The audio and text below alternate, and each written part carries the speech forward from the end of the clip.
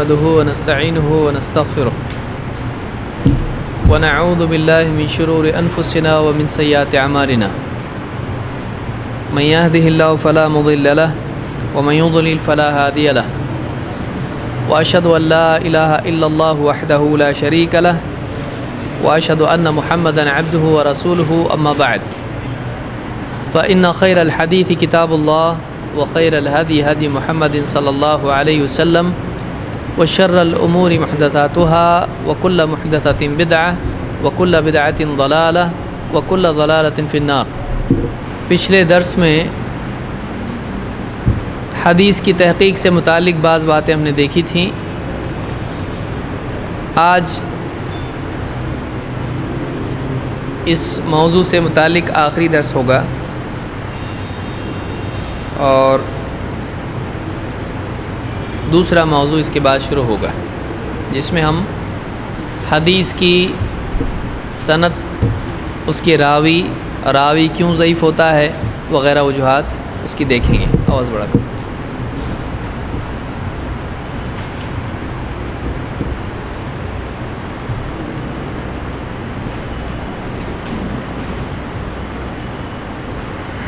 पिछले दर्स में हमने देखा था कि सहाबा किस तरह से हदीस के सिलसिले में हदीस बयान करते वक्त में और हदीस लेते वक्त में एहतियात करते थे। इस सिलसिले में हदीस के रावियों की तहक़ीक़ ज़रूरी है।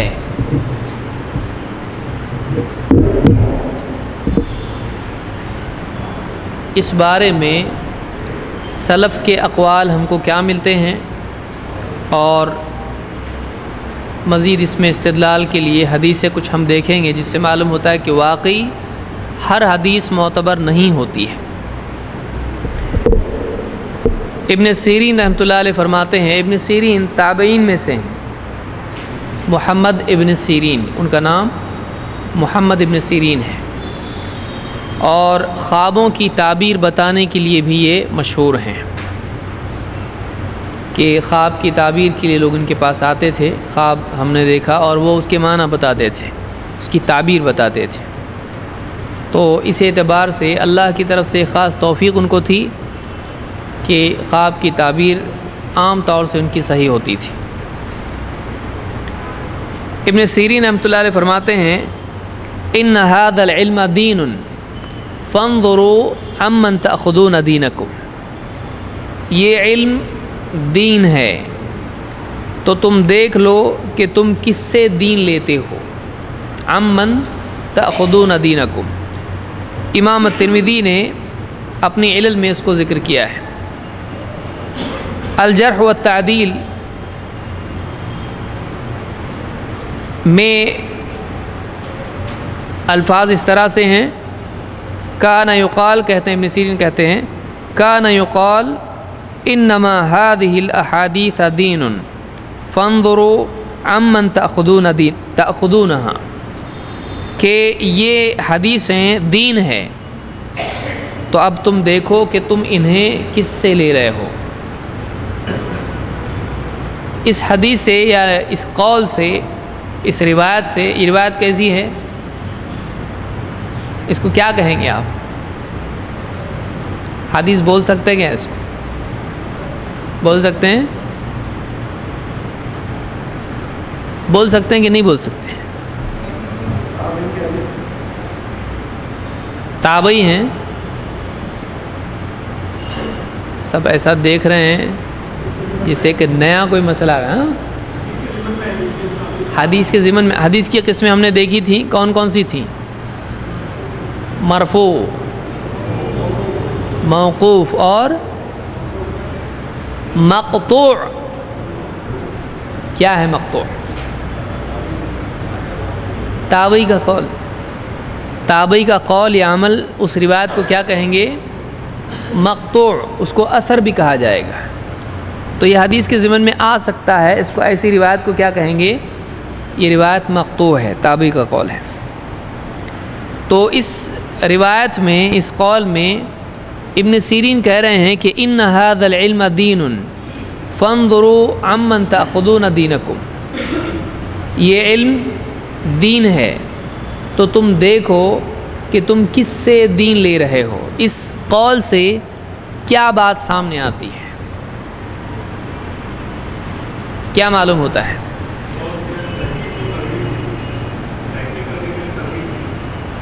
تحقیق کرنے کی ترغیب دی ہے۔ کیا؟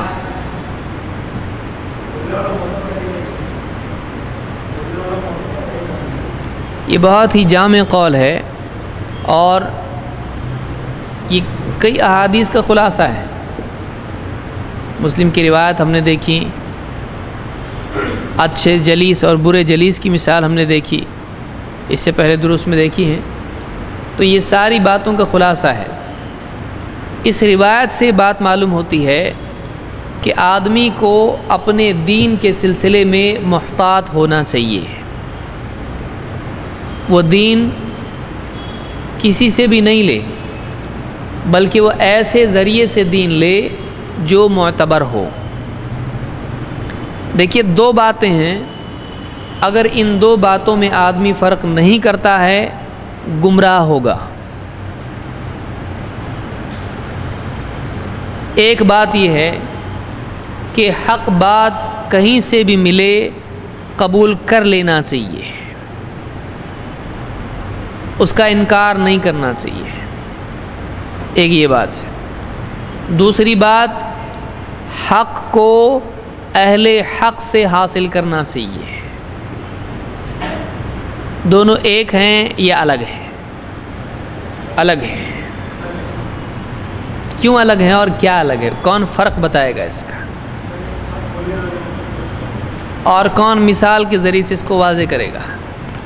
پہلے تو واپس سے سن لیں جو صفحات میں تھے۔ حق بات کوئی بھی کہے اس کو قبول کر لینا چاہیے، جملہ نمبر 1 ہو گیا۔ نمبر 2، حق کو اہل حق سے لینا چاہیے۔ ان دونوں میں فرق ہے؟ آپ بولیے اب سوچ کے۔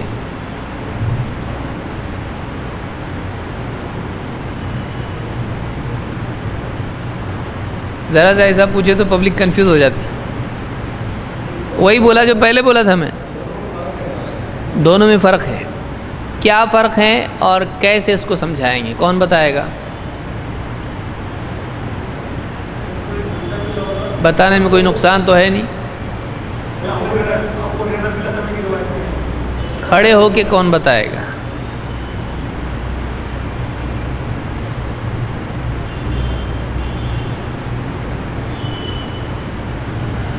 کھڑے ہوتے ہی یادداشت فلٹر ہو جاتی ہے ایک دم۔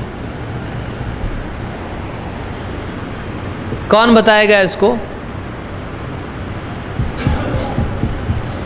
سمجھانا ہے۔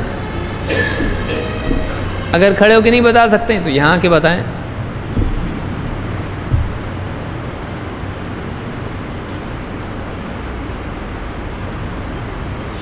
نہیں؟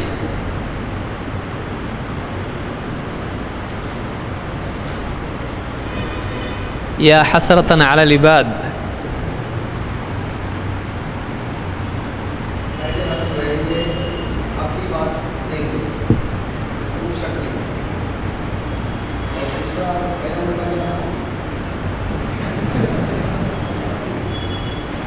پہلا تھا کہ حق بات کوئی بھی کہے قبول کر لینا چاہیے۔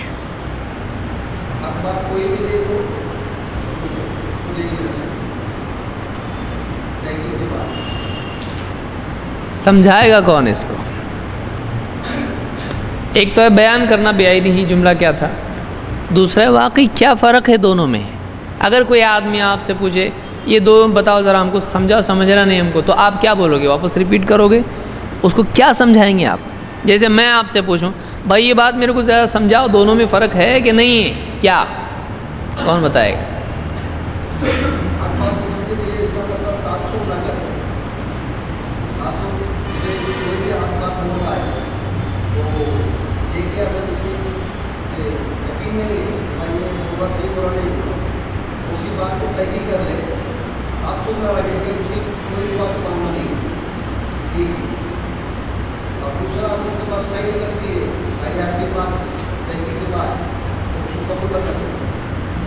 تو بات تو ایک ہی ہوئی پھر. اگر گمراہ کی بات حق ہے تو تحقیق کر کے قبول کریں، اہل حق کی بات ہے تحقیق کر کے قبول کریں. بس تو قانون ایک ہوا ہے اس میں کہ تحقیق کر کے حق بات قبول کریں. تو دونوں الگ کیسی ہوئی پھر؟ آپ لوگ تو بول رہے تھے الگ ہے دونوں. یعنی پھر بھائی کا، چاچا کا، نانا کا، سب کا معاملہ الگ، یعنی الگ ہو جائے گا. یعنی ایک ہی آدمی سے علم حاصل کریں گے، کہیں سے بھی کر سکتے ہیں.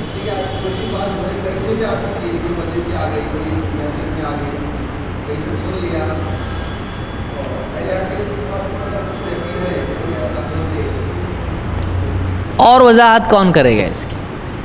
دیکھیے یہ بہت اہم بات ہے.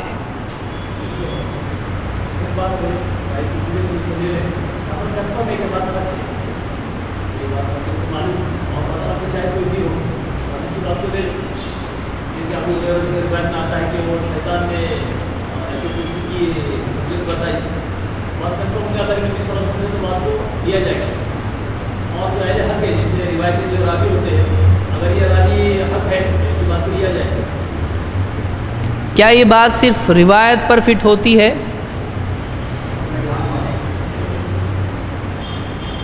جیسے روایت کے ضمن میں انہوں نے بات کہی ہے ان هذه الاحاديث دین انما هذه الاحاديث دین. تو کیا یہ صرف حدیث کے بارے میں ہے یا پورے دین کے بارے میں ہے یا پورے علم کے بارے میں ہے؟ حدیث علم کا ایک حصہ ہے. تو ایک قول ان کا پورے علم کے بارے میں بھی ہے ان هذا العلم دین، یہ علم دین ہے. تم دیکھو تم کس سے حاصل کر رہے ہو. تو کیا اس کا یہ مطلب ہے کہ آدمی واقعی دیکھے کہ اچھا کون بول رہا ہے، آج سمجھ میں آ گیا کون بول رہا ہے، یہ مطلب ہے کہ دیکھے اس کو؟ کیا مطلب ہے فانظروا، دیکھو کس سے علم حاصل کر رہے ہو، دیکھو کس سے حاصل کر رہے ہو کا کیا مطلب ہے؟ احتیاط یا تحقیق کرو، وہ زیادہ اچھا لفظ ہے، بہت دنوں سے چل رہا ہے. تمہارا دین ہے، یعنی کہ اللہ تعالیٰ نے قرآن میں کئی جگہ فرمایا کہ قرآن بھی حدیث ہے، محمد صلی اللہ علیہ وسلم کی احادیث سے بھی ثابت ہوتا ہے. تو ہمیں یہ دیکھنا ہے کہ دین اگر احادیث ہے تو قرآن اور حدیث کو حدیث کہا گیا ہے. رسول اللہ صلی اللہ علیہ وسلم کی باتوں پر جنہوں نے لبیک کہا ان صحابہ کو بھی دیکھنا ہوگا، اور تم کہاں سے لے رہے ہو تو اپنا رجوع صحابہ کی طرف کرنا ہوگا. صحیح، پہلے تو سمجھا گیا. بات بول رہے ہیں وہ جزئی طور پر جا کے جڑتی ہے کہیں نہ کہیں، لیکن یہاں واقعی جس بارے میں ہم بات کریں، اس لیے دیکھیے کلام کا سمجھنا بہت اہم چیز ہے، پھر اس سے اتنا ہی اہم سمجھانا ہے. پہلے سمجھے گیا ان هذا العلم دین فانظروا عمن تأخذون دینکم. اب سنیے اس کو، سمجھیے اس کو. ابن سیرین رحمۃ اللہ علیہ کہہ رہے ہیں کہ علم کے سلسلے میں لینے میں احتیاط کرو، ایسے لوگوں سے لو جو قابل اعتبار ہوں، ایسے لوگوں سے مت لو جو قابل اعتبار نہیں ہیں. یہ علم دین ہے، تو جیسا تمہارا علم ہوگا، علم سے کیا چیزیں ہوتی ہیں؟ آدمی کا عقیدہ بنتا ہے. عقیدے کی بنیاد کس پر رہتی ہے؟ علم پر. اور عمل، عبادات، حلال و حرام، منہج، اس سب کی بنیاد کس پر ہوتی ہے؟ علم پر. تو اگر علم میں بگاڑ آ گیا تو عقیدے میں بگاڑ آئے گا، عبادات میں بگاڑ آئے گا، حلال و حرام کا فرق ہو جائے گا، اصولوں میں بگاڑ آ جائے گا. تو یہ علم جو تم لے رہے ہو، جیسے کہ حدیث ہے مثال کے طور پر، تو یہ علم تمہارا دین ہے، تمہارے دین کا مدار اس علم پر ہے. تو علم اگر صحیح نہیں ہوگا تو دینداری بھی آدمی غلط کو صحیح سمجھے گا، صحیح کو غلط سمجھے گا. کیوں؟ اس لیے کہ اس کے پاس علم غلط ہے. تو اس لیے کہہ رہے ہیں اپنے دین کو اگر صحیح کرنا ہو تو تم کو کیا صحیح چاہیے؟ علم صحیح چاہیے. علم صحیح کہاں سے ملے گا؟ صحیح لوگوں سے ملے گا۔ تو اس سے یہاں یہ بتا رہے ہیں کہ علم حاصل کرنے کا اصول یہ ہے کہ علم کو اہل علم سے لیا جائے، اہل حق سے لیا جائے۔ اب یہاں پر ابن سیرین کے قول سے ایک بات یہ معلوم ہو رہی ہے کہ دینے والے بہت ہیں، لیکن لینا اسی سے ہے جو صحیح ہے کہ نہیں؟ فانظروا عمن تاخذون دینکم میں کس سے لے رہے دیکھو۔ جیسے کسی آدمی سے کہا جائے ذرا دیکھ کے خریدو، صحیح آدمی سے لو، تم کو دھوکہ نہیں ہوگا۔ معلوم ہے بہت سارے مارکیٹ میں بیچنے والے ہیں، لیکن ایک آدمی خریدے گا کس سے؟ آپ کوئی بھی چیز خریدو گے کس سے خریدو گے؟ کسی بھی آدمی سے خریدتے؟ پیٹرول کہیں سے بھی بھرتے ہیں، کیسا بولتا ہے آدمی وہ پیٹرول میں آئل میں کچھ اور ملا دیتا ہے، راک آئل ملاتا ہے اس میں، یا کچھ بھی اور ملا دیتا ہے، دودھ میں پانی ملاتا ہے۔ تو دودھ بیچنے والے بہت ہیں، لیکن خالص صاف دودھ کون دیتا ہے؟ تو اس سے آپ لیں گے تو آپ کو دیکھنا پڑے گا کون صحیح ہے۔ پھر ایک بار معلوم ہو گیا کہ یہ صحیح ہے تو آدمی کیا کرتا ہے؟ پھر اس سے لیتا ہے۔ تو صحیح لوگوں سے دین لینا چاہیے۔ ایک بات اس سے یہ معلوم پڑ گئی۔ لیکن کبھی کبھی غلط آدمی بھی صحیح بات بولتا ہے، جیسے ابلیس کی مثال ہم نے دیکھی، شیطان کی مثال ہم نے دیکھی کہ شیطان آیا اور اس نے ابو ہریرہ رضی اللہ تعالیٰ سے بات بیان کی کہ آیت الکرسی اگر پڑھ کے سوئے گا تو حفاظت ہوگی اللہ کی طرف سے۔ اللہ کے نبی صلی اللہ علیہ وسلم نے کیا کہا؟ صدقک وہو کذوب، اس نے سچ کہا لیکن وہ ہے کیسا؟ جھوٹا۔ تو کیا اس کی ہر بات مانی جائے؟ یہ بات صحیح ہے۔ تو کسی ایک بات کے صحیح نکلنے سے وہ شخص صحیح نہیں ہوتا ہے۔ دیکھیے دو باتیں ہیں، یہ آدمی صحیح ہے، بھروسے کے لائق ہے، ایک بات یہ ہوئی، اس کی یہ بات صحیح ہے لیکن آدمی بھروسے کا نہیں ہے۔ دونوں میں کیا ہے؟ فرق ہے۔ تو ایک آدھ بات صحیح نکل آتی کسی کی، لیکن واقعی جو قابل اعتبار ہے اسی سے دین لیا جائے گا۔ بعض لوگ کیا بولتے ہیں؟ بھائی ہماری صحیح بات ہے لو، یا تم کو صحیح لگا تو لو نہیں تو مت لو۔ تو کیا ہم ہر جگہ جائیں گے؟ کل شیعہ کے پاس جا رہے ہیں، پرسوں قادیانی کے پاس جا رہے ہیں، جو حق لے گا رہے گا لیں گے۔ بہت سارے لوگ ایسا کرتے ہیں، سب طرف جانا چاہیے اور وہاں سے کیا لینا چاہیے؟ ہر طرف سے خیر لو۔ کچھ لوگ ایسے ہوتے ہیں نا ایک دم سیکولر ریلیجس، تو اس طرح سے ہم کو نہیں بننا ہے۔ یہ طریقہ سلف کا نہیں ہے کہ ایک آدمی سب سے صحیح پھول چنے، سب کے باغ میں جائے اور وہاں سے کیا کرے؟ پھول چن کے لائے۔ یہ طریقہ اسلام میں نہیں ہے۔ ہم کو سیدھا اللہ کے نبی صلی اللہ علیہ وسلم اور صحابہ کے باغ میں جانا، ادھر ادھر جانا نہیں ہے۔ وہاں سے جو پھول دیتا ہے وہی لینا ہے۔ تو یہ اگر کرتا بیٹھے گا آدمی کی زندگی ختم ہو جائے گی۔ تو ہم کو علم انہی سے لینا چاہیے جو قابل اعتبار ہیں۔ فلاں کے پاس گئے، فلاں کے پاس گئے، اس کے پاس تھوڑا اچھا، اس کے پاس تھوڑا اچھا، بالکل نہیں۔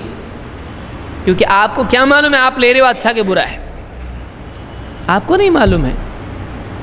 تو آپ ہمارے لیے اصول یہ ہونا چاہیے کہ ہم اہل حق کو دیکھیں اور انہی سے علم لیں، دوسروں سے طلب علم نہیں کیا جائے گا۔ ہاں کسی کی بات آپ کے سامنے آ گئی، یہ غلط جماعت کا ہے، غلط فرقے کا ہے، گمراہ ہے، وہ بول رہا اللہ ایک ہے، آپ کیا بولو گے؟ نہیں یہ آدمی گمراہ ہے، اس کی کوئی بات مانو مت، یہ بھی بات غلط ہے، ایسا کریں گے؟ نہیں۔ وہ جو بول رہا ہے وہ اسٹیبلش چیز ہے۔ ایک تو یہ کہ آپ کو معلوم ہے یہ صحیح ہے۔ جیسے کوئی غیر مسلم آپ سے کہے اللہ ایک ہے، آپ کیا بولو گے؟ نہیں نہیں یہ آدمی معتبر نہیں، اس کی بات صحیح نہیں کہو گے آپ؟ یہ اسٹیبلش چیز ہے، ایک دم یہ مسلمات میں سے ہے۔ اللہ ایک ہے، اس کی بات بولیں گے بالکل صحیح ہے۔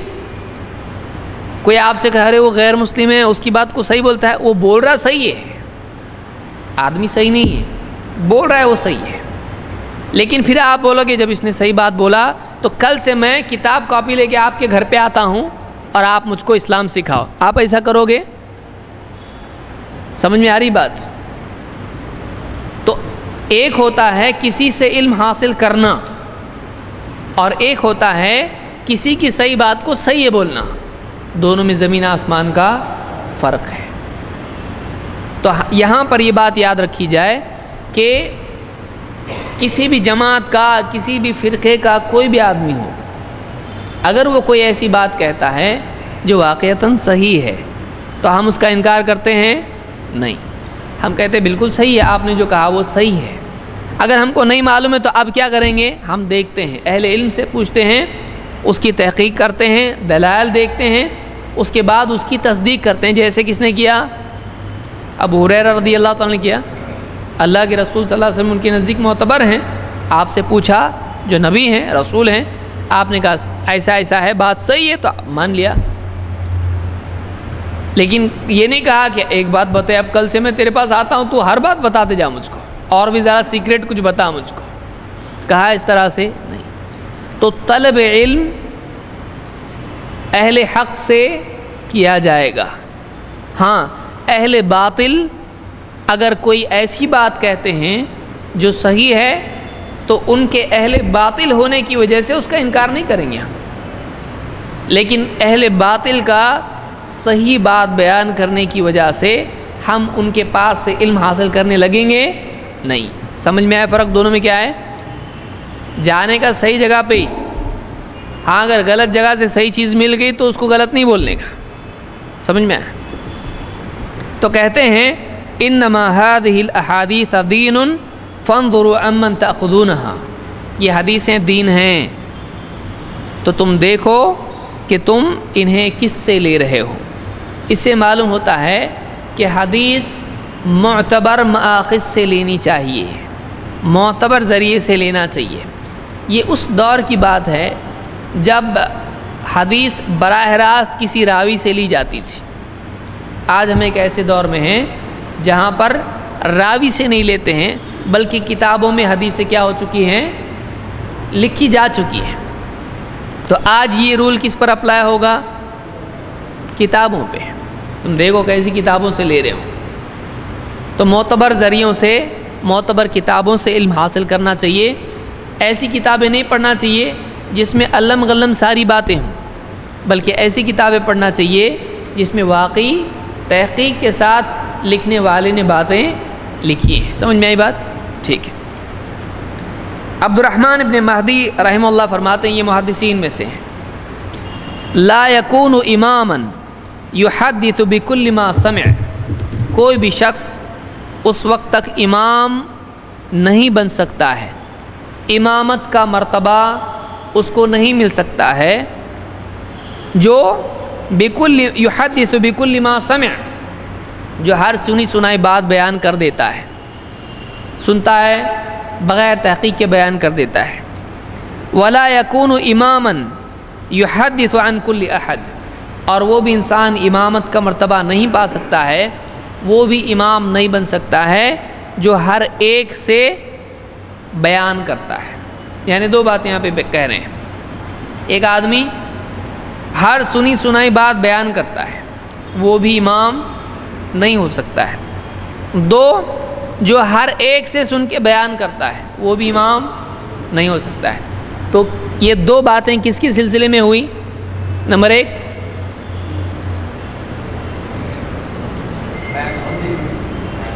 نمبر ایک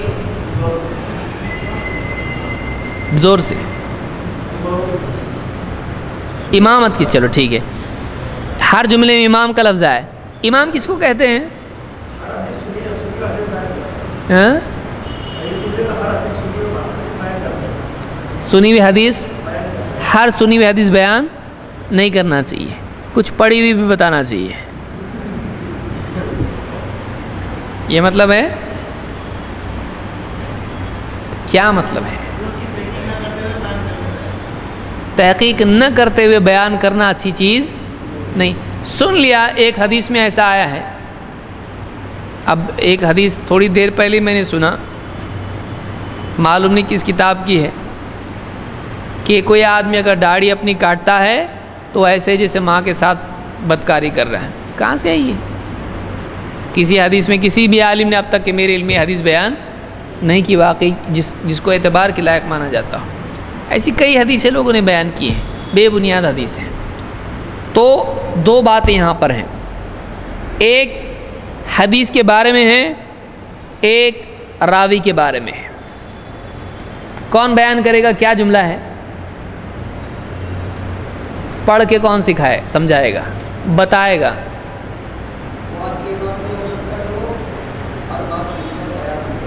ہر بات سن کر بیان کرے، یا اس کو کیسے کہا جائے گا؟ ہر سنی سنائی بات، ہر سنی سنائی، یعنی وہ امام نہیں ہو سکتا جو ہر سنی سنائی بات بیان کرے، ایک۔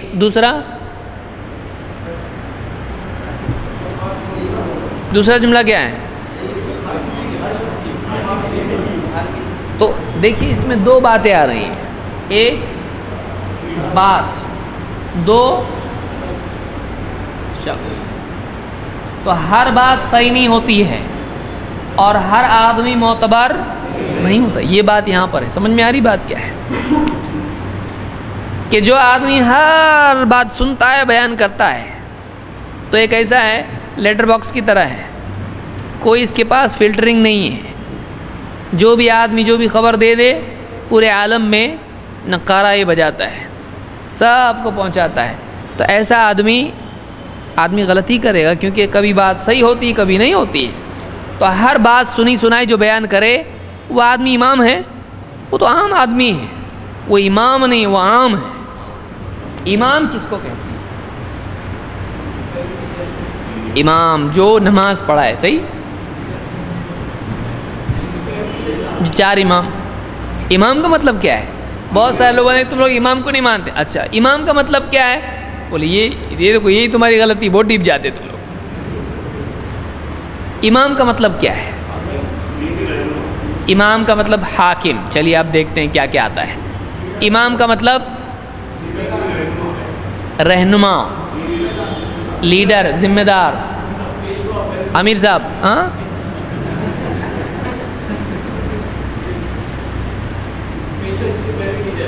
پیشوا، جس کی پیروی کی جائے، وہ پیشوے وہ نہیں، ہاں ان کو بھی اس وجہ سے پیشوے بولتے تھے۔ مقتدا۔ امام کا لفظ جو ہے یہ اما سے ہے، اما یا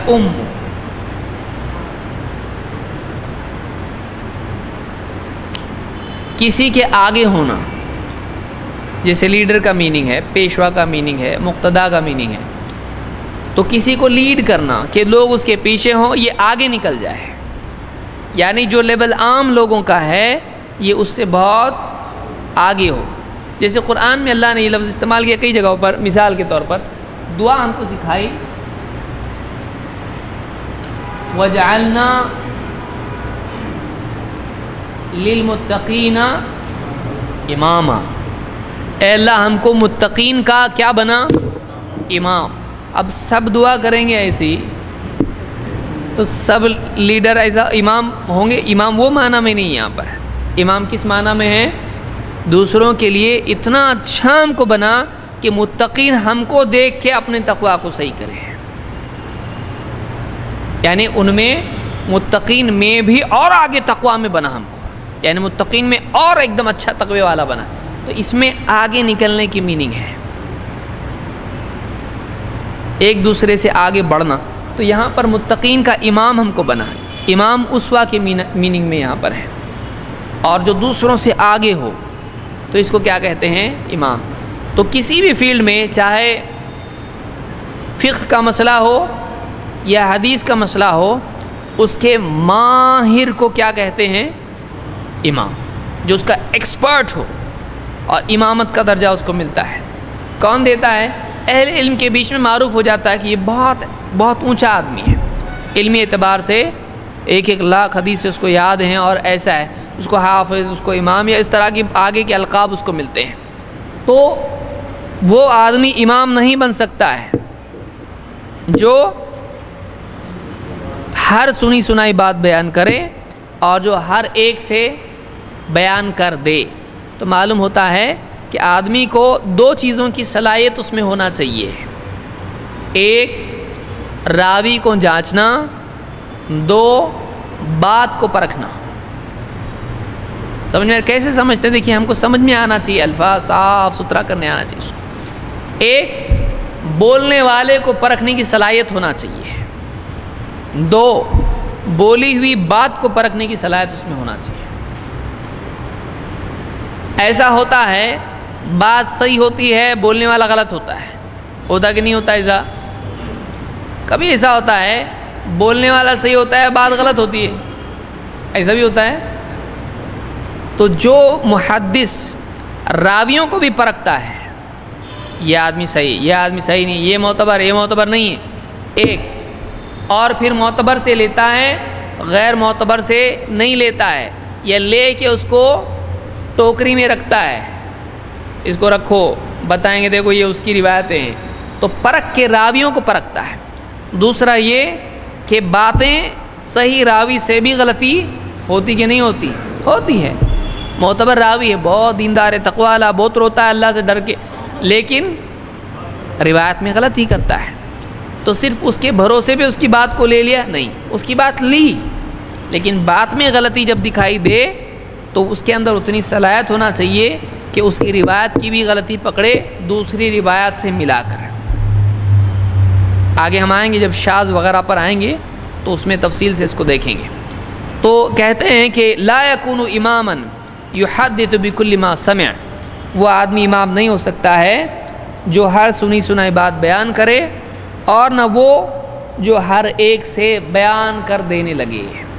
تو راوی اور روایت دونوں کے پرکھنے کی صلاحیت جب انسان میں ہو کمال درجے میں، تب وہ امام بنتا ہے۔ ٹھیک ہے، یہ العلل و معرفت الرجال میں یہ روایت موجود ہے۔ حدیث کے سلسلے میں اہل علم نے یہ اہتمام کیا کہ حدیث بیان کرنے کے ساتھ ساتھ اس کی سند بھی انہوں نے بیان کی۔ سند کس کو کہتے ہیں؟ راویوں کی چین، یعنی راویوں کا سلسلہ، یعنی جو روایت کریں، کس نے کس سے سنا، کس نے کس سے سنا، ہوتے ہوتے اصل قائل تک، اصل بولنے والے تک بات جا کے پہنچنا، وہاں سے یہاں تک بات کیسے آئی، تو اس چین کو، پائپ لائن کو کیا کہتے ہیں؟ پانی وہاں سے آیا یہاں تک آیا، تو کیسے آیا؟ یا فلاں گاڑی سے اس میں بیٹھا، پھر وہ گاڑی سے بدل کے اس میں، پھر اس میں، تو کیسے بات پہنچی، اس سلسلے کو کیا کہیں گے؟ سند۔ عبداللہ ابن مبارک رحمہ اللہ فرماتے ہیں الاسناد عندی من الدین۔ عبداللہ ابن مبارک امام البخاری کے اوپر کے اساتذہ میں سے ہیں اور بڑے اہل علم سے گزرے ہیں۔ الاسناد عندی من الدین ولولا الاسناد لقال من شاء ما شاء فاذا قیل له من حدثك بقی۔ امام مسلم نے اپنے مقدمے میں اس کو ذکر کیا ہے، اور امام الترمذی نے بھی اس کو العلل میں ذکر کیا ہے۔ ترمذی کی کتاب ہے، مختصر ایک ضمیمہ اس کو آپ کہیں، جوڑا ہوا حصہ اصل ترمذی میں جو امام ترمذی کا ہی لکھا ہوا ہے، اس کا نام کیا ہے؟ العلل۔ العلل کا مطلب کیا ہے؟ علل کس کی جمع ہے؟ علیل کی۔ علل جمع ہے علت کی، علتن، علت کے معنی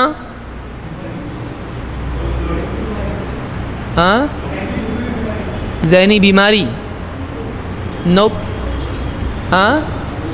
کمزوری۔ علت کے معنی کیا ہے؟ کمزوری یا بیماری کو بھی کہہ سکتے ہیں، لیکن ذہنی بیماری کے لیے نہیں آتا ہے، بیماری کے لیے۔ تو کہتے ہیں کہ الاسناد عندی من الدین، سند یا سند کا بیان کرنا میرے نزدیک دین ہے، دین میں سے ہے۔ عبداللہ ابن مبارک کیا کہہ رہے ہیں؟ اکابر اہل، عبداللہ ابن مبارک پر کسی کی جرح نہیں ہے،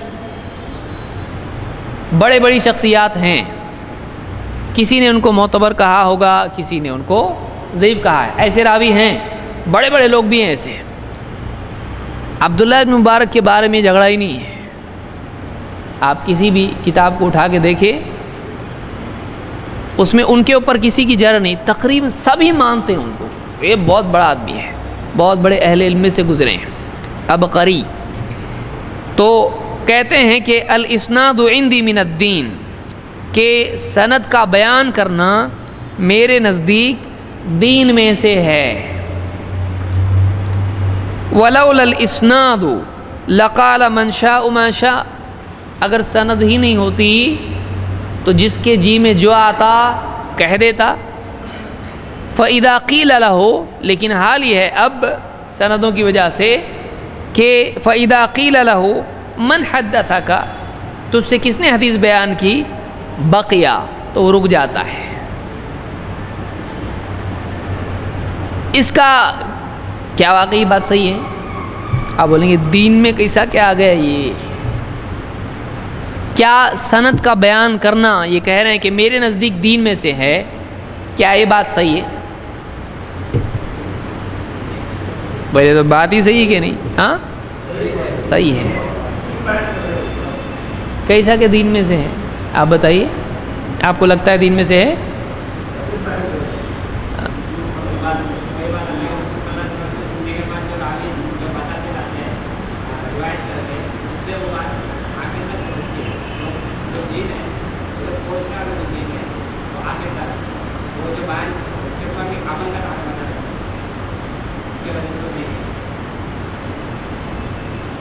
تو اگر وہ بات بغیر سند کے بیان کر دی جائے تو اس پہ عمل نہیں کرے گا آدمی؟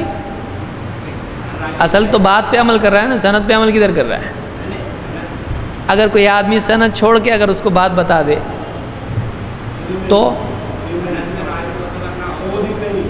دین نہیں ہے، یعنی حدیث بیان کرنا دین نہیں ہے، سند بیان کرنا دین ہے۔ کچھ بول رہے ہیں؟ ہاں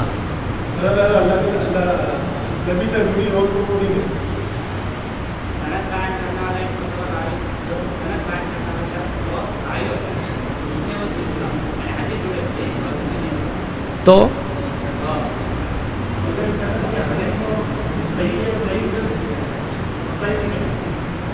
ہاں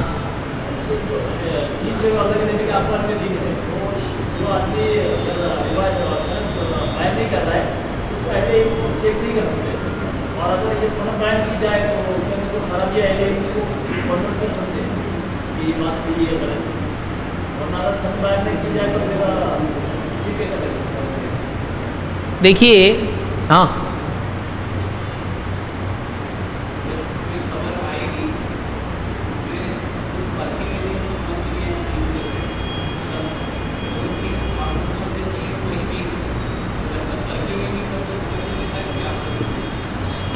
صحیح ہے، بات تو آپ لوگوں کی سب کی صحیح ہے، لیکن یہ اجتہادات ہیں، دلیل کہاں ہے؟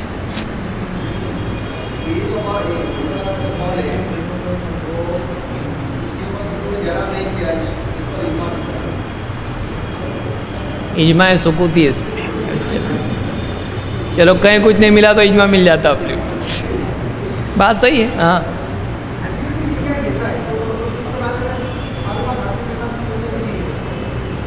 تو اگر کوئی آدمی اگر یعنی سند بیان کیے بغیر حدیث بیان کرتا ہے تو کیا مسئلہ ہے؟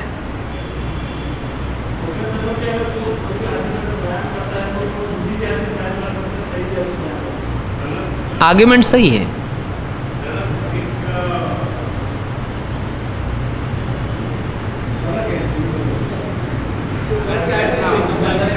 جل تو جلال تو آئی بلا کو ٹال تو، بالکل۔ قرآن میں اللہ نے کہا ان جاءکم فاسق بنبأ فتبینوا، اگر کوئی فاسق تمہارے پاس خبر لے کر آئے تو اس کی کیا کرو؟ تحقیق۔ جب راوی ہی نہیں ہوگا تو تحقیق کیا کریں گے؟ سمجھ میں آیا؟ اب کبھی راوی ایک ہوگا، کبھی دو، کبھی تین، کبھی چار، سمجھ میں آ رہا ہے؟ راوی مطلب اللہ نے کیا بتایا، کوئی خبر لے کے آئے تو ایک تو یہ کہ ڈائریکٹلی خبر آئے گی۔ اب ایک راوی آیا آپ کے پاس، اب سمجھیے اس کو اچھے سے سمجھ لیجئے، ایک راوی آپ کے پاس آیا، اب اس نے بتایا ایسا ایسا ہوا، اس سے آپ نے پوچھا تو تھا وہاں پہ؟ نہیں، مجھ کو فلاں نے بتایا۔ تو اب آپ بولیں گے میں نے اس کو چیک کیا بس ہو گیا نا، ابھی چلے گا؟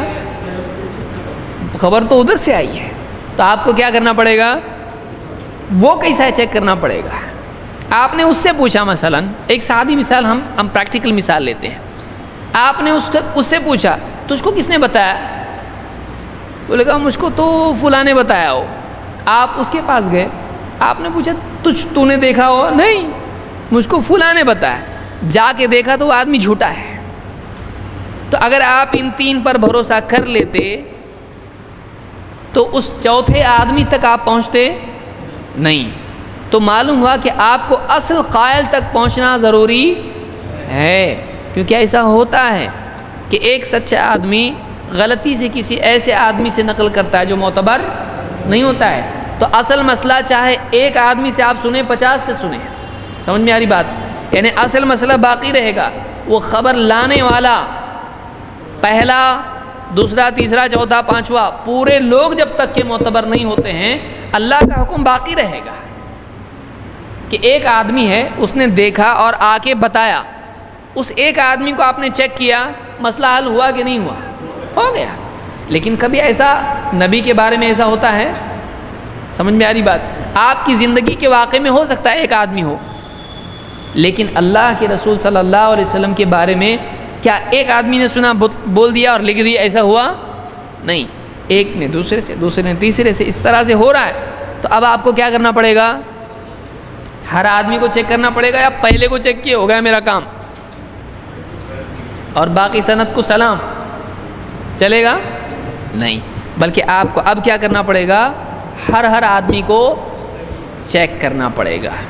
تو ایک تو یہ بات معلوم ہوئی، ہر راوی کو چیک کرنا ضروری ہے۔ اس کی دلیل کیا ہے؟ ان جاءکم فاسق بنبأ فتبینوا، تحقیق کرو۔ تو آپ کو پہلے کے بارے میں ہے، دوسرے کے، تیسرے کے، ہر ایک کے بارے میں ہے۔ وہ خبر جہاں سے آئی ہے، ایک ہے تو بس، دو ہے تو دو، تین تو تین، 50 تو 50، ہر ایک کی تحقیق کرنی پڑے گی۔ جب تک کہ سارے معتبر ثابت نہیں ہوتے، خبر قابل قبول نہیں ہے۔ تو سند کے ہر راوی کو چیک کرنے کی دلیل ملی آپ کو قرآن کی ایک آیت ہے۔ منقطع کے بارے میں پھر ہم آئیں گے، ابھی ضرورت نہیں اس کی۔ تو یہاں ایک بات معلوم ہوئی کہ سند کو چیک کرنے کی دلیل یہاں یہ کہہ رہے ہیں، سند بیان کرنا میرے نزدیک کیا ہے؟ دین ہے۔ کیوں؟ اس کے لیے کہ اس کی اصل کہاں ہے؟ قرآن میں ہے، اور حدیث میں بھی ہے، کفا بالمرء کذبا ان یحدث بکل ما سمع۔ آدمی کے جھوٹا ہونے کے لیے اتنا کافی ہے کہ وہ کیا کرے؟ ہر سنی سنائی بات کو بیان کرے۔ تو کیا کرنا پڑے گا؟ اس کو چیک کرنا پڑے گا، یہ بات صحیح ہے یا غلط ہے۔ سمجھ میں آیا؟ سچ ہے یا جھوٹ ہے؟ بات جھوٹ کیسے ہوتی ہے؟ تو کوئی آدمی ایسا بیان کرے جو دو میں سے ایک کام کرے، یا تو جان بوجھ کے جھوٹ بولے یا پھر انجانے میں غلطی کرے، تو دیکھنا پڑے گا نا کون بیان کر رہا ہے۔ ہو سکتا ہے وہ جھوٹا ہو تو اس کی بات لی جائے گی نہیں۔ تو یہ جو کہہ رہے ہیں کہ الاسناد عندی من الدین، سند کا بیان کرنا، سند کا محفوظ رکھنا، سند کا اہتمام کرنا میرے نزدیک دین میں سے ہے۔ تو کیا یہ بات واقعی صحیح ہے؟ کیونکہ پورے دین کی خبروں کا قابل اعتبار ہونا یا نہ ہونا کس پر موقوف ہے؟ جیسے آپ کے دور کی ایک خبر بیان کرنے والے پر ڈیپینڈ ہوتی ہے، اللہ کے نبی صلی اللہ علیہ وسلم کی خبریں بھی بیان کرنے والوں کے معتبر یا نہیں معتبر ہونے پر ڈیپینڈ کرتی ہیں۔ تو ظاہر بات ہے جب یہاں چیک کرنے کا اللہ نے حکم دیا ہے، وہاں بڑا حکم ہے۔ اب انہوں نے چیک نہیں کیا اور مان لیا چلے گا، اور آپ چیک نہیں کیے نا اس کو، تو آپ کے پاس سند محفوظ ہونا ضروری ہے، کیونکہ آپ ایک آدمی کو ہو سکتا ہے معلوم نہ ہو اس میں معتبر ہے یا نہیں، دوسرے کو معلوم ہو سکتا ہے، وہ آدمی اس کو چیک کرنے کے بعد معلوم پڑے گا۔ جیسے آپ نے چیک کیا، 1 2 3 4 چیک کرتے گئے، آپ بولے سب میرے نزدیک معتبر ہے، آپ کو نہیں معلوم ہے وہ جھوٹا ہے۔ ارے بولے اتنی اچھی داڑھی تھی اس کی، کرتا پاجامہ تھا، ایک دم اچھا تھا وہ تو آپ کو دکھا بہت اچھا، سلام بھی کیا، آپ کو چائے بھی پلایا، اور تسبیح پڑھتے بیٹھا آپ کے سامنے۔ لیکن دوسرا ایک اسی کے علاقے میں رہنے والا تھا، اس نے بولا اچھا وہ کیا، ارے تم کو کیا معلوم ہے، وہ تمہارے سامنے تسبیح پڑھتا ہے لیکن کرتا کیسے کیسے کام ہے آپ کو نہیں معلوم ہے۔ تو آپ کے نزدیک وہ معتبر ثابت ہوا، لیکن واقعی جو اس کو جانتا ہے وہ بتائے گا معتبر نہیں ہے۔ تو اگر آپ سند محفوظ نہ رکھیں اور چیک کر کے بول دیں کہ نہیں میرے نزدیک معتبر ہے، چلے گا؟ آپ کو سند کیا کرنی پڑے گی تاکہ دوسرا بھی اس میں غور کرے اور چیک کر سکے کہ واقعی یہ لوگ کون ہیں۔ یہ کام کس نے کیا؟ محدثین نے کیا۔ ایک تو یہ استدلال ہے، دوسرا صحابہ سے بھی اس کا ثبوت ملتا ہے۔ اسی لیے عبداللہ ابن مسعود رضی اللہ تعالیٰ عنہ نے کہا حدثنی الصادق المصدوق، مجھ سے ایسے نے حدیث بیان کی جو سچے ہیں اور اللہ نے آپ کو سچا قرار دیا ہے کہ ایسا ایسا ایسا ہوا۔ تو صحابی نے بتایا کہ مجھ سے حدیث اللہ کے نبی صلی اللہ علیہ وسلم نے بیان کی، تو یہ کیا ہوا؟ سند بیان، اور آپ نے ایسی ایسی بات بیان کی۔ تو امام البخاری نے صحیح بخاری میں ذکر کیا ہے قول المحدث حدثنا اخبرنا کذا و کذا، کہ یہ کہاں سے بولتے ہیں محدثین، ہم سے حدیث بیان کی فلاں نے، اس سے فلاں نے، کہاں سے لائے؟ آج بھی آپ کو کوئی بولے گا نا، آپ بھی سب کو پوچھ رہے تو آپ کو بھی تو قوم پوچھنے والی نا، ٹھیک ہے؟ یہ بتاؤ فقہا کے اجتہاد کو آپ نہیں مانتے، کہاں سے لائے بتاؤ، ہم کو بول رہے آپ بتاؤ کہاں سے لائے یہ سند؟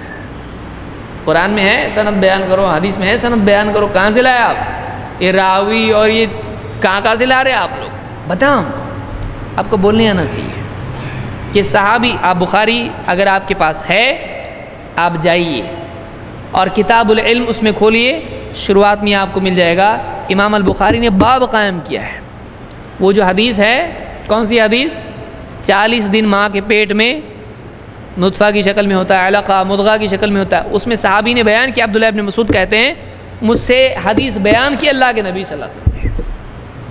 تو حدثنا یہ لفظ صحابہ نے استعمال کیا ہے، وہاں سے ہم محدثین نے لیا کہ ہم بھی بولیں گے ایسے ہی۔ دیکھیے تو یہ طریقہ، یہ ہر چیز کے لیے ایویڈنس ہونا چاہیے، اور ایویڈنس ہوتا ہے، ہمارے پاس نہیں ہوتا ہے اس لیے ہم چکراتے ہیں، ٹھیک ہے؟ فاسألوا اہل الذکر ان کنتم لا تعلمون۔ تو محدثین نے ہر چیز کا اہتمام کیا کہ ہم کیا کر رہے ہیں، اس کی بنیاد مضبوط ہونا چاہیے۔ بہرحال تو ایک بات یہ معلوم ہوئی کہ انہوں نے کہا کہ الاسناد عندی من الدین، کہ سند یا سند بیان کرنا یا سند کا اہتمام کرنا، محفوظ رکھنا، کیا ہے میرے نزدیک دین میں سے ہے۔ دو وجہ سے، ایک تو اللہ نے حکم دیا، رسول نے اس کا، صحابہ نے اہتمام کیا اس کا، دوسرے یہ کہ دین کی حفاظت کا مقتضا ہے یہ، یعنی اس پر دین کی حفاظت ڈیپینڈ کرتی ہے۔ تو ایک قاعدہ ہے جو فقہا مانتے ہیں، جو لوگ فقہ کو مانتے ہیں وہ لوگ یہ قاعدہ مانتے ہیں کہ جس چیز کے بغیر واجب ممکن نہیں ہے وہ چیز بھی واجب ہو جاتی ہے۔ ما لا یتم بہ الواجب فہو واجب، کہ جس چیز کے بغیر واجب نہیں حاصل کر سکتے ہیں وہ واجب ہو جاتا ہے۔ مثلا آپ پر حج فرض ہو گیا، یعنی آپ کے پاس اتنا مال ہے اور آپ کے پاس صرف ایک راستہ ہے پلین میں بیٹھ کے جانا، تو پاسپورٹ بنانا کیا ہو جائے گا؟ قرآن میں ہے پاسپورٹ بناؤ، کچھ ہے قرآن میں؟ نہیں ہے۔ لیکن اب آپ کے اوپر کیا ہو گیا وہ؟ کیوں؟ اس لیے کہ آپ کا حج کا سفر کرنا کس پر موقوف ہے؟ اگر وہ نہیں تو حج بھی نہیں، تو وہ بھی کرنا آپ کے لیے کیا ہو جائے گا؟ ضروری ہو جائے گا، واجب ہو جائے گا۔ سمجھ میں آیا؟ پانی آپ کے پاس نہیں ہے اور کوئی پانی بیچ رہا ہے اور کہیں پانی نہیں ہے اور نماز کا وقت ہو گیا، آپ کے پاس پیسہ ہے، پانی آپ کو خریدنا پڑے گا کہ نہیں؟ اب بولیں گے ایسا کہ سب پانی خریدنے کا حکم تو قرآن میں کہیں بھی نہیں ہے، لیکن آپ کی نماز کس پر موقوف ہے؟ وضو پر، اور وضو پانی پر، اور پانی کے لیے آپ کو کیا کرنا پڑے گا؟ ابھی باٹل لینی پڑے گی، بسلری، آپ کو خریدنا پڑے گا. تو اگر آپ نہیں خریدتے پانی تو آپ کا وضو نہیں تو نماز نہیں, تو آپ کے اوپر اب کیا ہو گیا, وہ لینا واجب ہو گیا. سمجھ میں آیا؟ تو جس چیز کے بغیر واجب نہیں مکمل ہو سکتا ہے وہ چیز بھی کیا ہو جاتی ہے, واجب ہو جاتی ہے. اسی پر سے آپ مدارس وغیرہ کو سمجھ سکتے ہیں. ابھی ہم اصول فقہ میں دیکھیں گے وہ سب. سمجھ آیا کہ اس کے بغیر دین کا نقصان ہو سکتا ہے. اسی لیے عمر رضی اللہ تعالیٰ نے کیا کیا تھا, رائے کیا دی تھی, قرآن کے جمع کرنے. کیوں؟ اگر ایسا نہیں کریں گے ضائع ہو جائے گا. تو قرآن کی حفاظت کیا ہے, لازم ہے, اس کو محفوظ رکھنا ضروری ہے. تو اس لیے انہوں نے رائے دی تھی. تو اس کے بغیر نہیں ہو سکتا ہے کیونکہ حفاظ کے دلوں میں ہوگا. بل ہوا آیات بینات فی صدور الذین اوتوا العلم. اللہ نے کہا یہ کیا ہے, یہ نشانیاں ہیں, آیات ہیں. کن کے دلوں میں؟ جن کو علم دیا گیا ہے. معلوم ہے واقعی حفظ ہونا چاہیے, حفاظ قرآن کے ہونا چاہیے امت میں. یہ محفوظ رکھنے کا طریقہ ہے قرآن کے. بہرحال تو الاسناد عندی من الدین ولولا الاسناد لقال من شاء ما شاء. فاذا اگر اسناد نہیں ہوتی تو جس کے جی میں آتا بول دیتا. کیسا ہوتا؟ لوگوں میں جھگڑا ہوا, اب جھگڑے میں آدمی کیا بولتا, ایک حدیث میں ایسا ہے کہ تم کو میری بات ماننی پڑے گی. اور بولے کہاں ہے حدیث, سند نہیں ہے اس کی, بس حدیث ہے ایسی, سند کی ضرورت کیا ہے. آپ بتائیے دنیا کا کیا حال ہوگا جب جانچنے کا پیمانہ ہی نہیں کوئی. جیسے یعنی کوئی بھی آدمی بول دے اللہ کے نبی صلی اللہ علیہ وسلم نے کہا ہے سوتلے بیٹے کو پوری جائیداد دینا چاہیے. ارے کہاں سے لائے حدیث؟ تو کچھ بھی حدیث آدمی بیان کرنا شروع کر دے گا. بڑے بیٹے کو ڈبل دینا چاہیے میراث میں سے, سب سے زیادہ بڑے بیٹے کو ملنا چاہیے. کوئی بھی کچھ بھی کرے گا. پھر اپنی حدیث میں ہے ایسا. کون سی حدیث ہے؟ ہیلو سنو میں دے رہا ہوں ابھی تازہ. تو جو آدمی جس کے جی میں آئے, آپ بتائیے چیک کیسا کریں گے آپ حدیث؟ کوئی آدمی لکھ دیا کتاب میں اللہ کے رسول صلی اللہ علیہ وسلم نے فرمایا ایسا ایسا ایسا ہے. اب آپ بولو رسول کا نام آیا, پہلے انگوٹھا چوما, بعد میں ماننا ہے. اب کیا کریں گے آپ بتائیے؟ کوئی چیک کا ذریعہ, رسول کی بات نہیں مانتا ہے تو چیک کیسا کریں گے؟ لولا الاسناد لقال من شاء ما شاء. کہ اگر سندیں نہیں ہوتی, سند کا اہتمام نہیں کیا جاتا, جس کے منہ میں جو آتا بول دیتا. حدیث کا نام بنا کے, نبی کا نام بنا کے کچھ بھی بول دیتا. کہتے اسی لیے کہتے ہیں کہ فَإِذَا قِيلَ لَهُ مَنْ حَدَّثَكَ بَقِيَ. لیکن جب اس سے پوچھا جاتا ہے ٹھیک ہے حدیث ہے نہیں, تم سے کس نے بیان کی بتاؤ ذرا ہم کو, تو رک جاتا ہے. کیوں؟ کسی کا نام دے گا, دو میں سے ایک ہوگا. اب یہ جھوٹ بول رہا ہے اگر مثلا, یا تو معتبر کا نام دے گا یا تو غیر معتبر کا نام دے گا. صحیح, معتبر کا نام دے گا تو جا کے پوچھیں گے آپ نے حدیث بیان کی, بولیں گا نہیں بالکل نہیں, میں اللہ کی پناہ میں کیوں بیان کروں ایسی حدیث, یہ جھوٹا ثابت ہو گیا. غیر معتبر کا دے گا, اچھا وہ بیان کیا گیا, وہ تو معتبر ہی نہیں ہے, گئی حدیث. تو فَإِذَا قِيلَ لَهُ مَنْ حَدَّثَكَ, جب اس سے پوچھا جاتا کون بتایا تیرے کو حدیث, بتا, بقیہ, رک جاتا ہو. اب کیا ہو گیا, پھنس گیا, مثلا پھنس گیا ہو, بقیہ رک جاتا ہے وہ. تو آج بھی کسی سے کوئی حدیث بیان کیا, ارے حدیث میں ایسا بھی آیا ہے, کون سی کتاب میں حدیث ذرا بتائیں گے؟ وہ ایک کتاب میں ہے, کوئی تو بھی لال کتاب ہے, کوئی ہری کتاب ہے. یا ہم نے سنا بڑوں سے, کون بڑے ہو ذرا نام بتاؤ, میں جا کے پوچھتا ہوں ان کو, فون کر کے پوچھتا ہوں ان کو. اب اتنے بڑے ہم کو کیا یاد رہتا ہے کس سے سنا, نہیں چلے گا. تو معتبر مآخذ سے علم حاصل کرنا چاہیے. یہ بہت اہم قول ہے جو عبداللہ ابن مبارک کا ہے. اس سے معلوم ہوتا ہے کہ سند کا اہتمام کرنا یہ واجب تھا اور آج بھی اس کا اہتمام کرنا لازم ہے ان لوگوں پر جو اس کا اہتمام کر سکتے ہیں. ویسے آج کتابوں میں سندیں آ چکی ہیں, اب کتابوں کی حفاظت کرنا ہے, ان کو باقی رکھنا ہے. سفیان ابن عیینہ یہ بھی محدثین میں سے ہیں, فرماتے ہیں حدث الزہری یوما بحدیث, ایک دن امام الزہری نے، زہری تابعین میں سے ہیں اور بخاری کے خاص راویوں میں سے ہیں، زہری مدینہ کے راویوں میں سے ہیں، بعض لوگوں نے ان پر جرح کی لیکن بے فائدہ ہے، کچھ مطلب اس میں نہیں، بہت معتبر راویوں میں سے ہیں کہ زہری نے ایک دن ایک حدیث بیان کی، فقلت احاتی بلا اسناد، سفیان ابن عیینہ کہتے ہیں جو ان کے شاگرد ہیں، کہتے میں نے کہا اب بغیر سند کے بتاؤ، حدثنا فلاں فلاں، کیا ضرورت ہے، آپ سند چھوڑو، سند ڈراپ کر دو، بغیر سند کے حدیث بتاؤ ہم کو، آپ معتبر ہیں ہمارے نزدیک، سند مت بیان کرو۔ اب بتائیے زہری کون ہے؟ امام ہیں، اور طبقے کے اعتبار سے کون ہیں؟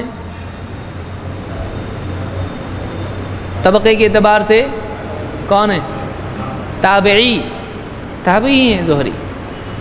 اب زہری سے حدیث لے رہے ہیں، زہری سند بیان کرتے ہیں، دیکھیے ان کو بھی سند کی ضرورت ہے، تو انہوں نے کیا کہا کہ فقلت هاته بلا اسناد، کہا کہ مجھ کو بغیر سند کی بتا دو، فقال الزہری اترقى السطح بلا سلم، بغیر سیڑھی کے چھت پہ جائے گا،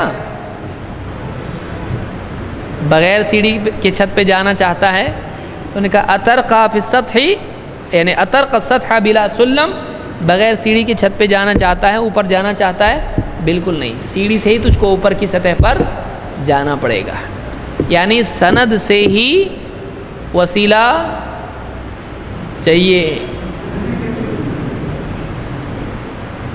اب آپ بتائیے تو وسیلے کا ثابت ہو رہا ہے یہاں پہ، اب آپ گھوم پھر کے آئے کہ نہیں آئے، ایسا ہے ویسا ہے، ٹھیک ہے آؤ ویلکم، کیا بولو گے آپ؟ کوئی بولے گا دیکھو اسے ثابت ہو رہا وسیلہ، تو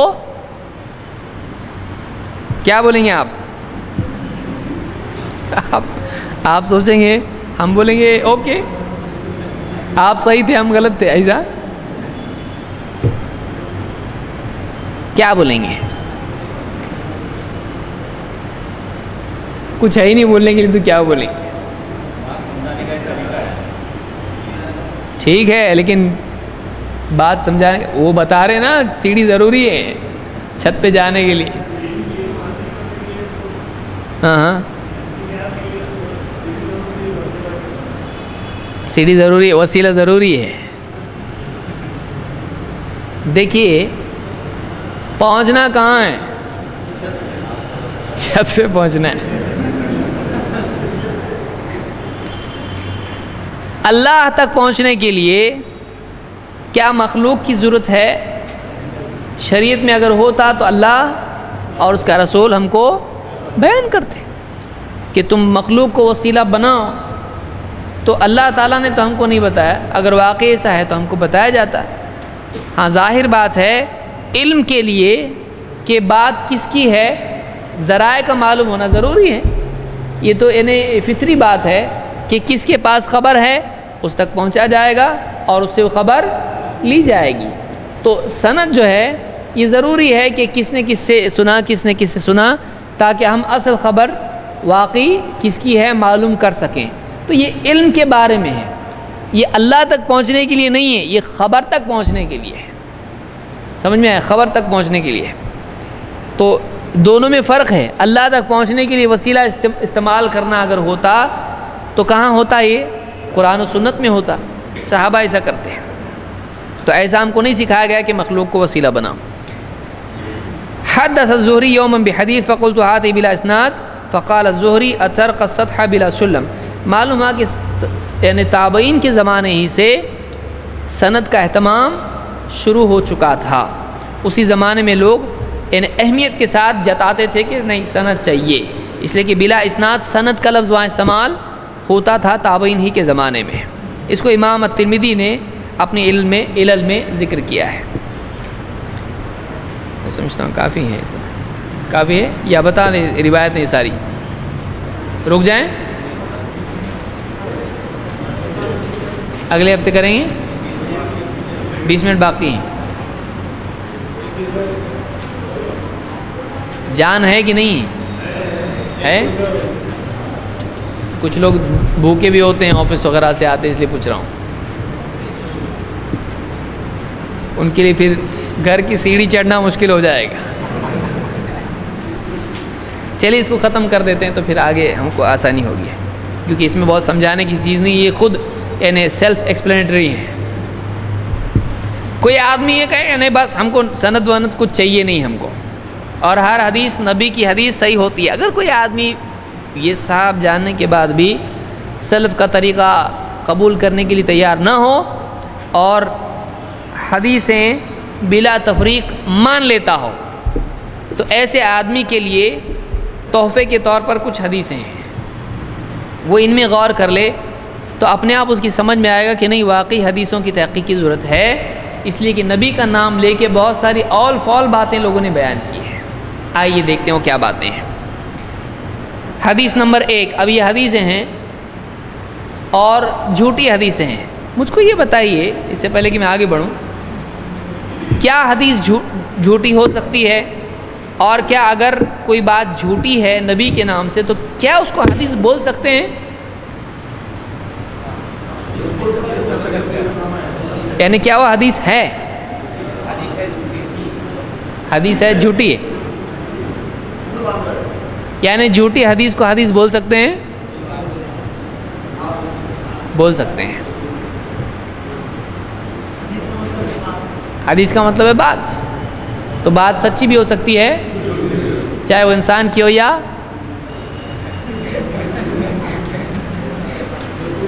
صحیح ہے. صرف انسان کی بات جھوٹی ہوتی ہے، تو نبی کون ہوتے ہیں؟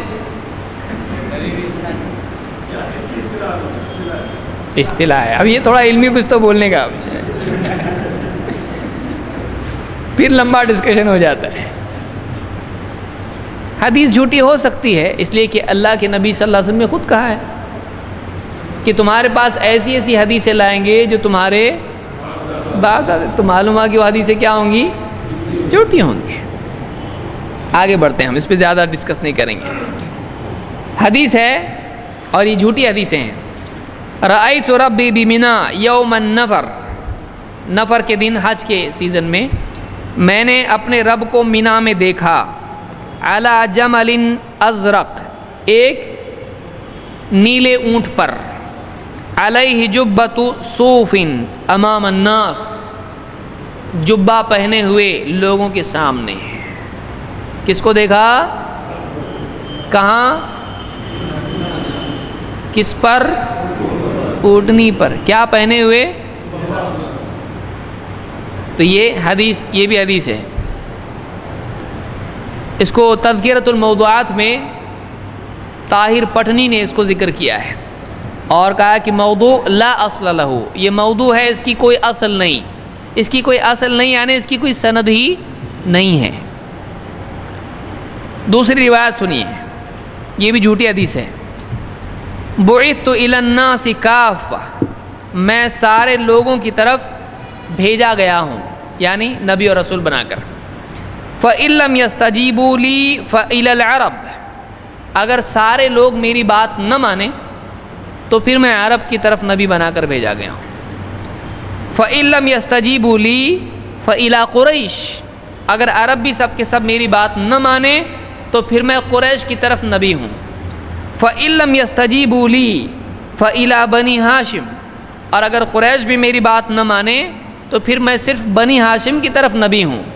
فإن لم يستجیبوا لی فإلی وحدی، اور اگر بنی ہاشم بھی میری بات نہ مانے تو پھر میں صرف اپنی طرف ہی نبی بنا کر بھیجا گیا ہوں، یعنی میں میرے لیے نبی ہوں، کسی اور کے لیے نبی نہیں. تو پھر میری کوئی بات نہ مانے تو کوئی مسئلہ نہیں ہے، کیونکہ اس نے نبی کی بات نہیں مانا، اس کی طرف ہے ہی نہیں تو مانے گا کیوں؟ کیسی اوٹ پٹانگ باتیں ہیں. یہ حدیث ہے، طبقات ابن سعد میں یہ موجود ہے. ابن سعد نے اس کو روایت کیا ہے، یہ طبقات میں موجود ہے، الطبقات الکبریٰ. تو یہ موضوع روایت ہے، جھوٹی روایت ہے. اور ایک روایت سنیے پیش خدمت. من اذنب ذنبا، جو کوئی گناہ کر بیٹھے، فعلم ان اللہ تعالی قد اطلع علیہ، اور اس کو معلوم ہو کہ اللہ کو معلوم ہے کہ میں گناہ کر رہا ہوں، غفر لہ، اس کی مغفرت ہو جائے گی. وَإِلَّمْ يَسْتَغْفِرْ چاہے وہ استغفار نہ کرے، انہیں توبہ نہیں کرتا ہے، استغفار نہیں کرتا ہے، خالی اس کو اچھا اللہ کو معلوم ہے میرا گناہ، شراب پی رہا ہوں، جوا کھیل رہا ہوں، تو اگر اس کو صرف اتنا بھی معلوم ہو جائے کہ اللہ کو معلوم ہے میں گناہ کر رہا ہوں، چاہے وہ توبہ نہ کرے تب بھی گناہ کیا ہو جاتا ہے؟ کتنا اچھا ہے۔ تو ایجوکیٹ کرو اور گناہ گار بن جاؤ، سارا علم لے لو اور سارے گناہ کرو، خالی جانو اللہ کو معلوم میں گناہ کر رہا ہوں، تو سب معاف ہو جائے گا۔ صحیح ہے؟ کیا ہے یہ حدیث ہے، اس کو امام الطبرانی نے روایت کیا ہے الصغیر میں، اور یہ جھوٹی روایت ہے۔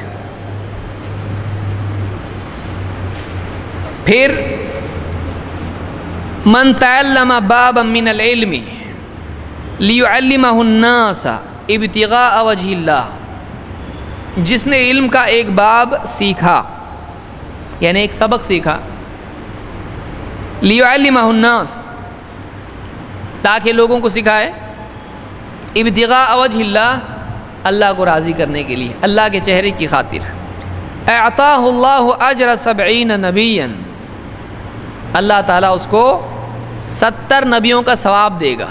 تھوڑا ہی ہے یہ تو، 70 نبیوں کا ثواب۔ تو نبی کیا کرتے ہیں؟ وہی تو کرتے ہیں، لوگوں کو علم سکھاتے ہیں، تو اس نے علم حاصل کیا، ابھی سکھایا نہیں، صرف نیت کیا ہے؟ سکھانے کی۔ تو ایک نبی، 2 3 4 70 نبیوں کی جتنی نیکیاں ہیں ان کا سارا ثواب کس کو ملے گا؟ اس کو ملے گا۔ تو یہ کیا ہے؟ یہ یعنی اجر میں بڑھ گیا مطلب۔ تو ایک نبی نے جو بھی زندگی بھر کیا، دوسرے نے، تیسرے نے، 70 نبیوں نے جو کچھ کیا سب کا سب کس کو ملا؟ جس نے علم سکھانے کی نیت سے حاصل کیا۔ تو ثواب میں کون بڑھ گیا؟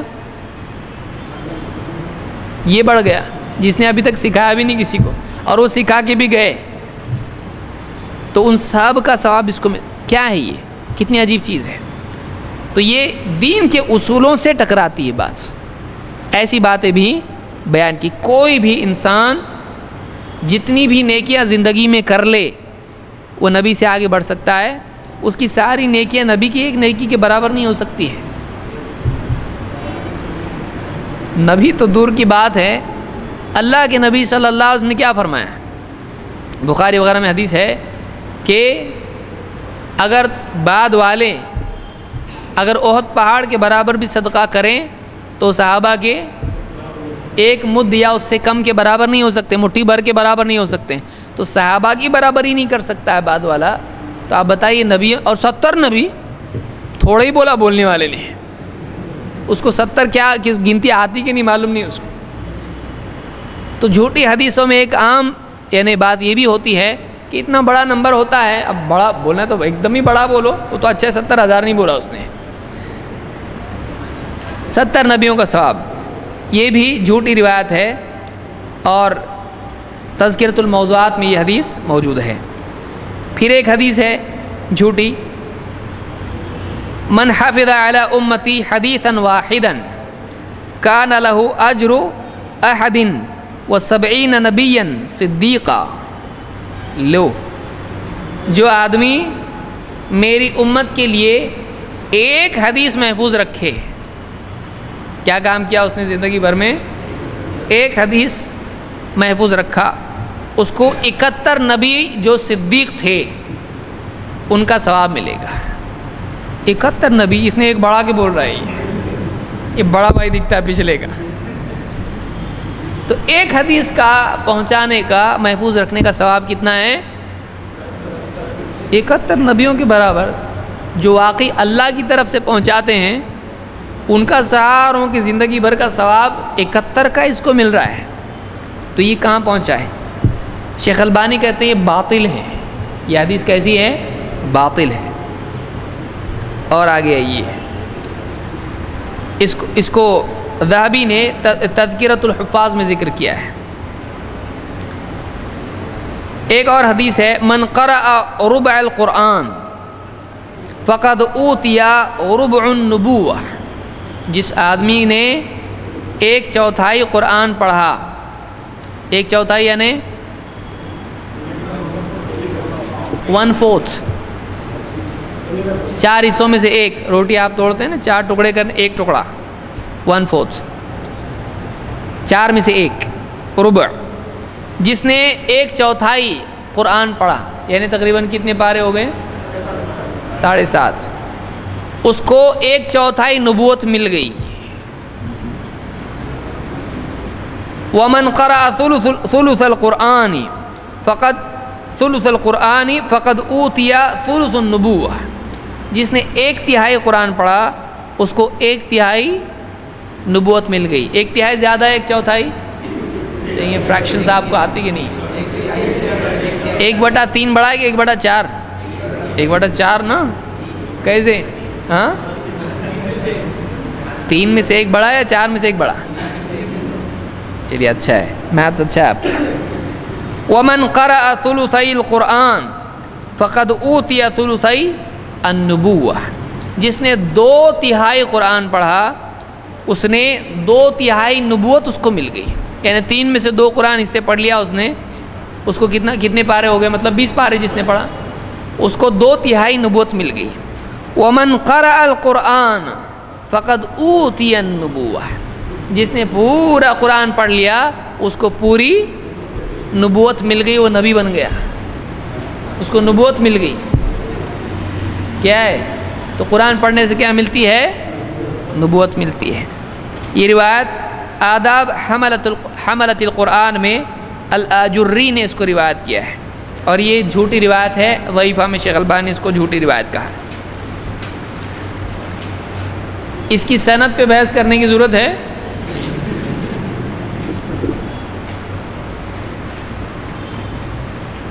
ایک روایت ہے کل بدعۃ ضلالہ الا بدعۃ فی عبادہ، الٹا ہے، ہر بدعت گمراہی ہے سوائے اس بدعت کے جو عبادت میں ہو۔ ساری ٹیکنالوجی گمراہی، ہر چیز گمراہی، سوائے کون سی؟ عبادت میں نیا کچھ بھی نکال سکتے، باقی کسی چیز میں کچھ نیا نہیں نکال سکتے، یہ الٹا ہو گیا ہے۔ تو اس میں راوی ایک الہیثم جو کذاب تھا، اور تذکرۃ الموضوعات میں طاہر پٹنی نے اس کو روایت کیا ہے۔ اسی طرح سے ایک اور روایت ہے جو جھوٹی روایت ہے، من اعان تارک الصلاۃ بلقمۃ، جو تارک الصلاۃ کی مدد کرے چاہے ایک لقمے سے کیوں نہ ہو، ایک لقمہ اس کو کھلا دے، فکأنما اعان علی قتل الانبیاء کلہم، وہ ایسا ہے جیسے اس نے سارے نبیوں کے قتل میں کسی کی مدد کی۔ بہت ہی زیادہ ہو گئے، مطلب بہت زیادہ ہو گئے، بیچارہ کسی بے نمازی کو کھلا دیا ہے۔ قرآن میں اللہ نے بتایا ہے، حدیثوں میں ہم کو ملتا ہے، اللہ کے نبی صلی اللہ علیہ وسلم نے کفار کو کھلایا۔ ہاں نہیں، کھایا وہ الگ ہے، کھلایا نا ان کو، یہاں کھلانے کی بات ہو رہی ہے۔ تو آپ نے یعنی کھلایا ان کو پہنایا، ان کو دیا، دنیا کی چیزیں دی، تو ان کی اعانت ہوئی کہ نہیں ہوئی؟ تو آپ صلی اللہ علیہ وسلم نے، صحابہ نے کفار کی مدد کی ہے، ان کے اوپر رحم کیا ہے، ان کے ساتھ سلوک کیا، ان کو کھلایا پلایا ہے۔ قیدیوں کو صحابہ کھلاتے تھے۔ تو یہ ہے کہ جیسے ایسا ہے جیسے سارے نبیوں کے قتل میں اس نے مدد کی، ایک بے نمازی کو کھلایا تھا۔ تو یہ حدیث کیا ہے؟ یہ جھوٹی روایت ہے۔ تذکرۃ الموضوعات میں حدیث موجود ہے۔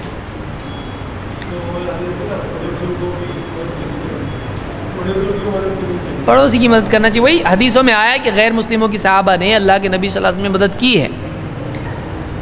ان اللہ تعالی لا يعذب حسان الوجوہ سود الحدق، اللہ تعالیٰ ایسے لوگوں کو عذاب نہیں دے گا جو بڑے ہی خوبصورت چہرے والے ہیں اور جو کالی کالی آنکھوں والے ہیں۔ تو ایسے لوگوں کو عذاب ہوگا کیا؟ کیوں؟ خوبصورت ہے اس لیے، کیا ہے یہ؟ تو یعنی خوبصورت لوگوں کا عذاب نہیں ہوتا، اور سب افریقہ والے بیچارے سب معذب ہیں، کہاں سے لائے؟ تو یعنی یہ اس طرح کی حدیثیں لوگوں نے گھڑی ہیں، جھوٹی حدیث ہے۔ حالانکہ اللہ کے نبی صلی اللہ علیہ وسلم کی حدیث خود کیا ہے؟ ان اللہ تعالی لا ينظر الى صورکم وَأَمْوَالِكُمْ وَلَكِنْ يَنْظُرُ إِلَىٰ قُلُوبِكُمْ وَأَعْمَالِكُمْ، اللہ تمہاری صورتوں کو اور تمہارے مالوں کو نہیں دیکھتا ہے، وہ تمہارے دلوں کو اور تمہارے اعمال کو دیکھتا ہے۔ تو صورتیں یعنی صورتوں کی بنیاد پہ فیصلے ہوں گے اللہ کی طرف سے، خوبصورت ہے تو جنت میں اور بدصورت ہے تو جہنم میں، یہ فیصلہ اللہ کی طرف سے نہیں ہے۔ ان اکرمکم عند اللہ اتقاکم، کتنی دلیلیں ہیں قرآن میں ہیں، حدیث میں ہیں، یہ بالکل بنیادی اصولوں سے ٹکراتا ہے۔ تو ان اللہ تعالیٰ لا يعذب حسان الوجوہ سود الحدق۔ پھر اور ایک حدیث کیا ہے، لا يدخل ولد الزنا الجنت ولا شیء من نسلہ الی 7 آباء، زنا سے پیدا ہونے والا بچہ جنت میں نہیں جائے گا، یہاں تک کہ 7 نسلوں تک نہیں جائے گا۔ یہ کیا ہے؟ یعنی بیچارہ کچھ کیا نہیں، اس کا قصور ہے کچھ، اس نے کیا غلطی کی، اس نے کیا گناہ کیا ہے۔ حدیث دوسری روایت اس بارے میں ہے کہ زنا سے پیدا ہونے والی اولاد پر کوئی گناہ نہیں ماں باپ کا، کیونکہ اسلام میں گناہ، یاد رکھیے، اسلام میں گناہ موروثی نہیں ہوتا ہے، گناہ کسبی ہوتا ہے۔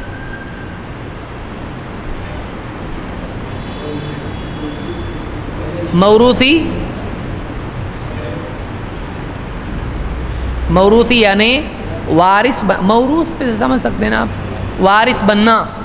باپ نے جائیداد میں کچھ چھوڑ کے گیا تو یہ کیا بنا اس کا، ویسے ہی گناہ بھی چھوڑ کے گیا تو یہ کیا بنا گناہ کا، ہے اسلام میں ایسا۔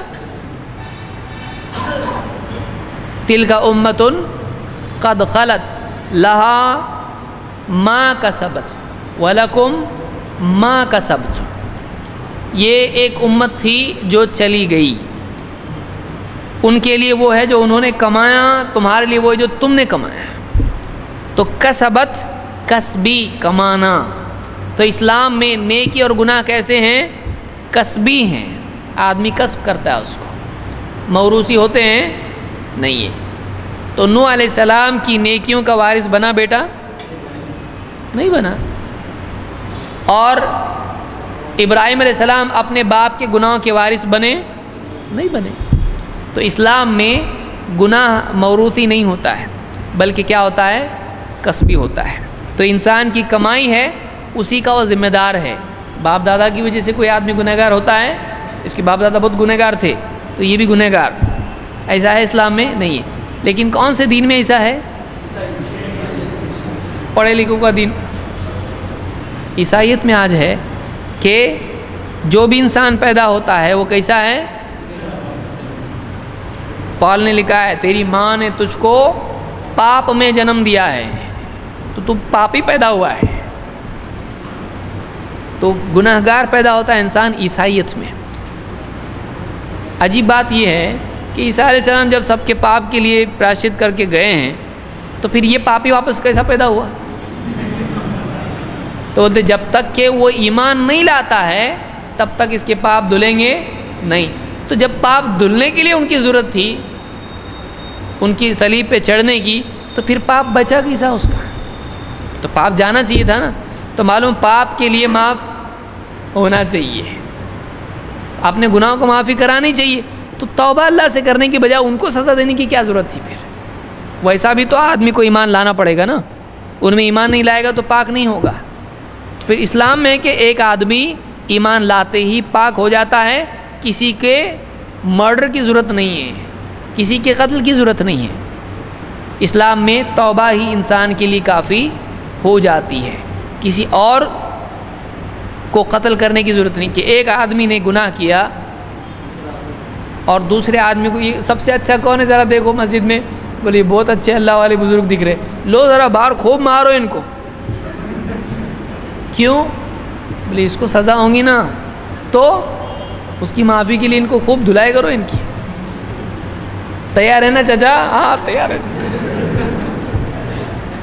مارو خوب۔ کون سا طریقہ ہے یہ؟ کہاں سے آئے؟ اور پڑھے لکھے لوگ مانتے ہیں اور زندگی بھر سمجھتے ہیں کہ کیا ہے یہ، سمجھ میں نہیں آ رہا ہے کچھ، کہ ایک آدمی کے گناہوں کی وجہ سے دوسرے کو سزا دی جائے، وہ بھی رب العالمین جو انصاف والا ہے، عدل والا ہے، وہ ایسے آدمی کو کہے جو واقعی اللہ کا نبی پاک ہے گناہوں سے، تو سزا تو اس کو ہونا چاہیے جو گناہ گار ہے۔ کوئی اگر یہ بولتا کہ چلو اس کا سب سے گناہ گار کون ہے ڈھونڈو اس کو، تب تو بھی تھوڑا سوچنے جیسا معاملہ تھا، لیکن یہ تو بالکل بھی یعنی سوچنے جیسا بھی معاملہ نہیں ہے۔ تو اسلام میں اصول نہیں ہے، اسلام میں آدمی گناہ کا ذمہ دار خود ہے، اور وہ گناہ توبہ سے معاف ہو جاتا ہے، کسی اور پر گناہ نہیں ڈالا جائے گا۔ وَلَا تَزِرُ وَازِرَةٌ وِزْرَ أُخْرَى، کوئی کسی کے گناہوں کا بوجھ نہیں ڈھوئے گا، کسی پر کسی کے گناہوں کا بوجھ نہیں ہوگا جب تک کہ خود اس کے گناہ میں اس کا ہاتھ نہ ہو۔ اس کا ہاتھ ہے تو پھر اس کا گناہ بھی اس پہ ہوگا۔ ٹھیک ہے، اللہ تعالیٰ ہم کو سمجھ عطا فرمائیں اور قرآن و سنت کا علم حاصل کرنے اور تحقیقی مزاج پیدا کرنے کی توفیق عطا فرمائیں۔ اگلا ہمارا جو درس ہوگا وہ راوی ضعیف کیوں ہوتا ہے اور ضعیف حدیث کی کیا قسمیں ہیں، ہم اب تھوڑا گہرے پانی میں اتریں گے۔